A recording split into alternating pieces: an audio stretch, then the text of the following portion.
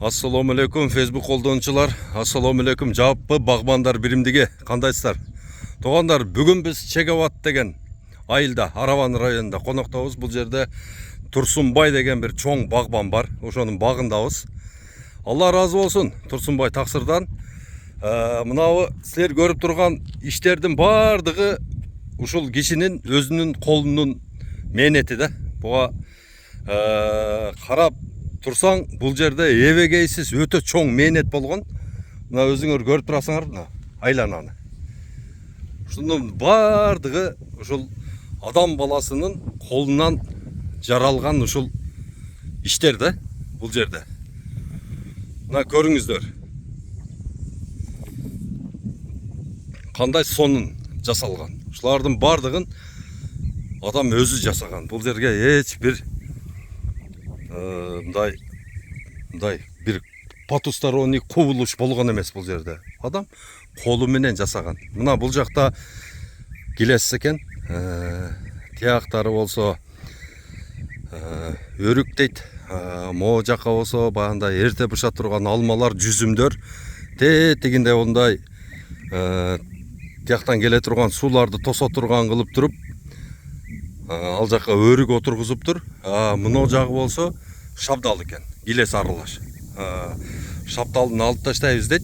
Анан килес күчүнө киргенде килес менен момундай кылып бардыгына капельный система коюп, анан кийин мындай брызгалкаларды дагы фонтанный сугатты дагы уюштурушуптур да. Эми эмне дейбиз эми? Бул кишинин кылган мээнетине Алла разы болсун дейбиз. Молодец. Кыргызстанда ушундай жерлер көп. Кыргызстанда шунчалык жер көп. 3,5 миллион гектар жерибиз иштебей турат да. 3,5 миллион гектар жерди ушундай кылып туруп, ар бир мына ушул кыргыздын атуулу ушундай кылып иштеткени аракет жасаш керек да, туугандарым. Мына караңыздар. Мына ушул бак чоңое турган болсо, биринчиден бул жерде биздин тамак аш коопсуздугубуз каралат. Мына жүзүм чыгат, килес чыгат, алма, өрүк, шавдалы, шунун бардыгы биздин рынокко түшөт да. Адан сырткары анан кийин мынабы бирөө, мисалы үчүн башка бир мамлекеттерге биз барып жүрөбүз, Туркияга барабыз, биз Казакстанга, Өзбекстанга барабыз. Ошол жерде баягы келген конокторду алып келип бир жерде мисалы үчүн эс алдыра турган жерлер мисалы үчүн бизде өтө эле саналуу да. Барсаң дайыма адам толтура. Мына ушундай кылып туруп, ушул природага, ушу жаратылышка чыгып, ушул жерде иштесе боло турган, ушул жерде эс алса боло турган жолдорун каралган эмес да. Мына эми Турсунбай ажынын мына болсо тушубузда турган 2 жылдык павлония экен. Караңыздар, кандай чоңоюп калган. Дагы бир 6 метр болуптур. Мына дагы бир белгилүү убакыттардан кийин бир өтө сонун бир бак болуп калат да. Мынау менимче бир ишкана кылайын дегенсиз го, Жок, буну Ассаламу алейкум. Азыр Турсунбай ажынын өзүнө сөз беребиз. Ассаламу алейкум. чайхана, тойхана кылып эс алганы. Эс алганы. Аркасына стадион кылабыз. Аркасында стадион, Берге чоң бассейн салабыз деп атабыз. Аквапарк кылып. Могу жерге аквапарк кылып. Эми бул жерде бак, анан кийин эс алуу дагы жай болот экен да. Анан бир цех кылабыз деп атабыз. Жакшы. Хлебобулочный. Не куурап жаткан кимики? Силердики эмеспи? Эми уяктагы азыр кылабыз деп атабыз. Эми кылабыз. Ушул жерлер дагы. Мына айырмасы көрүнүп турат да. Турсунбай ажы. Мына сиздики мындай болуп турат. Мына бассейнди иштетип атасыз. Өзүңөр үчүн. Бассейнди балдар үчүн, эл үчүн иштетип койгонбуз. Бул самый главный буну немеси предназначениясы баягы неме автополив менен буяка капельное орошение. Капельное орошенияга. Мына аккайыңдарды эгипсиз. Аккайыңдарды каерден алдыңыз? Көчөттөрүн. Мырзаке жактан питомниктен алып келдик. Өзүбүз аккайыңдар. Мырзакенин питомнигинен, жакшы экен. Бул гиластар жак неме капельное орошение. Кандай гилес отургуздуңуз? Бул черемухага үйлөнгөн немеси, таги черемуха бул адыр жерге маслаштырып өзүбүз даярдатканбыз. 1200 штук гилас буякта, 400 штук гилас буякта. 400 штук буякта, мына эки колотто экен, Тетиги өрүкпү эмне? Булар өрүк, бийик, эми сегиз экен неме кылып атабыз. Чоң Suda alıp geldik. алма түшүн бердиби быйыл? Bir ekiden verdi. Жакшы, уже келерге уже жакшы берип калат да.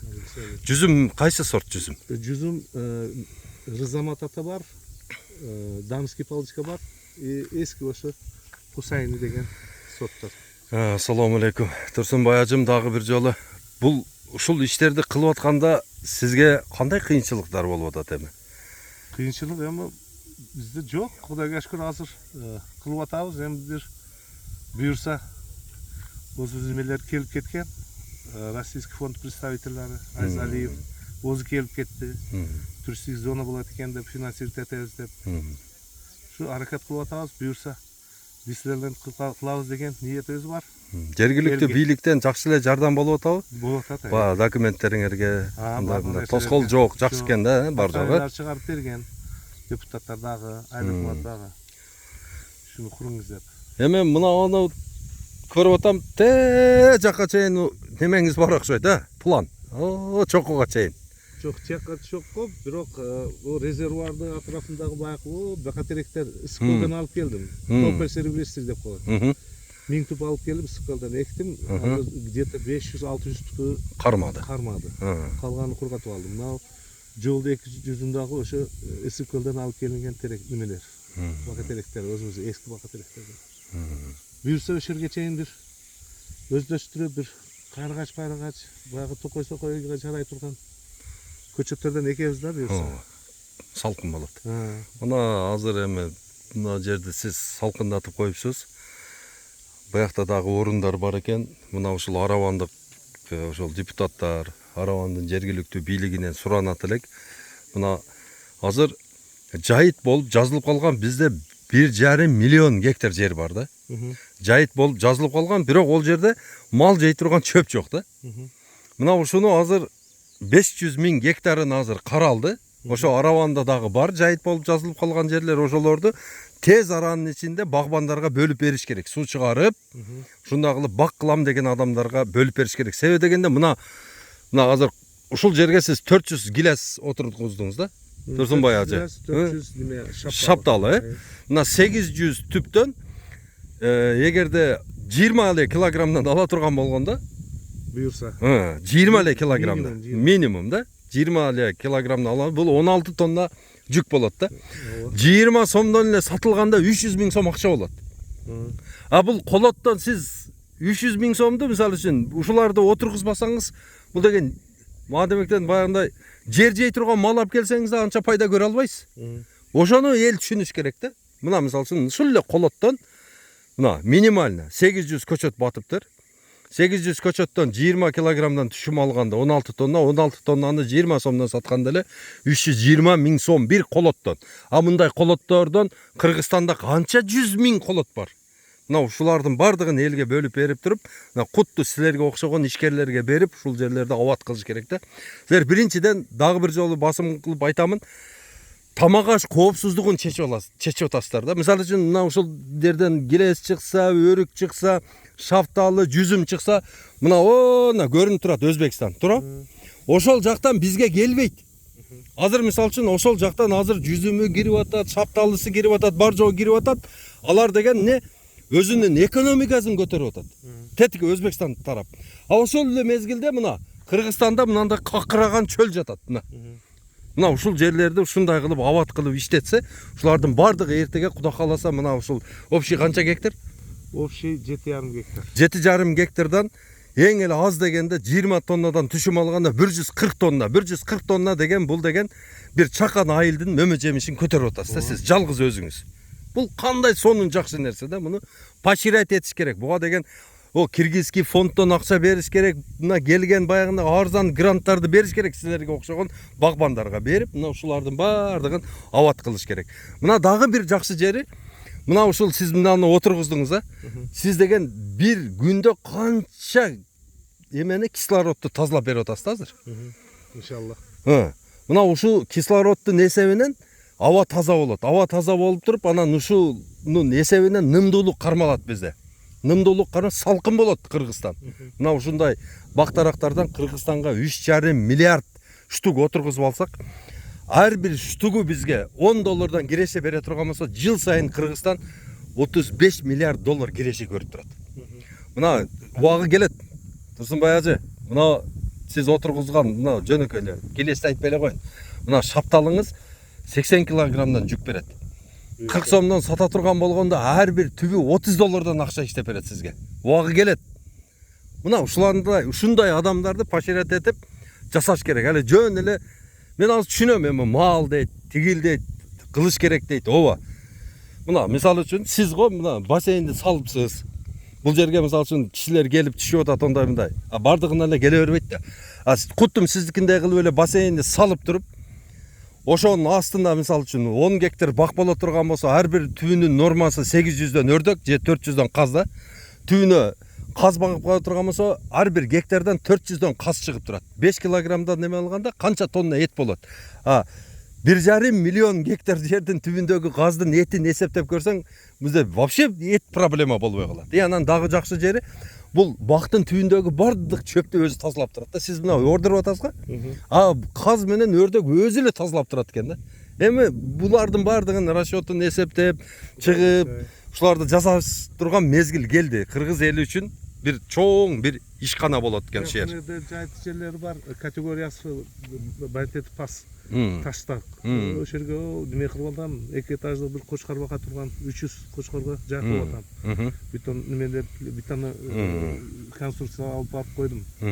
Плиталарды мен буюрса секемаларды дагы текелеп, келесі жылы эми кочкорду бакышты баштайбыз. Кочкор да?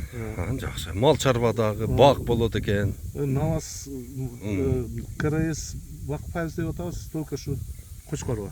Мелкий рогатый. Жакшы. Молодец. Турсунбай ажы. Адалыңыз бат. Азаматсыз. Алла разы болсун. Мына YouTube каналга жүктөп коебуз, элдин бардыгы көрөт. Кудай кааласа мына комплекс качан иштеп калат? Мына эс алуу комплекси. Арамандыктар, оштуктар үчүн. 2024-кө расчет алып атабыз. 2024-тө ошол жерде бака шака эл келип бассейнге түшүп, Бала-чакасы менен кечинде келип, эс алып, уже стабалар таптымдай освещенияларды жасап атабыз. Буюрса 24-кө иншалла. Аракет кылабыз. Мына туугандар көрдүңүздөр, мына Турсунбай ажымын кылган мээнети, кылган ишин көрдүңүздөр. Мына ушундай иштерди бардыгыбыз аткарышыбыз керек. Ар бир кыргыз багбан болуш керек. Биригип, кооперативтерге биригип, мына ушундай эле жаткан жерлер толтура бизде. Мен айтып атам го, азыр биз кыргызстандыктар бардыгы издене турган болсок, биз 3,5 миллион гектар жерде момундай кылып иштетсек болот. Мына ушуга чакырам бардыгыңыздарды. Баг отургузуу идеясын колдогула. Ар бир кыргызстандык багбан болуш керек. Ар бир кыргызстандык өзүнүн эли, жери үчүн иштей турган мезгил келди. Ассаламу алейкум.